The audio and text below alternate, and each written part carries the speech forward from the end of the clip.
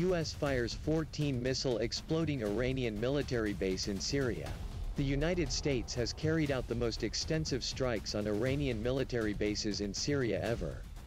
The U.S. military released video footage of cruise missile strikes on Iranian military bases in Syria to demonstrate the scale of the attack.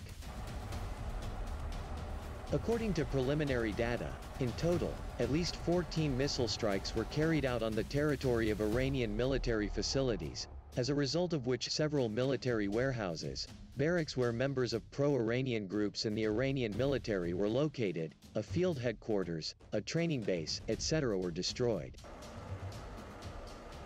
On the video footage presented, you can see the moments of strikes on an Iranian military base in the Syrian province of Deir ez-Zor.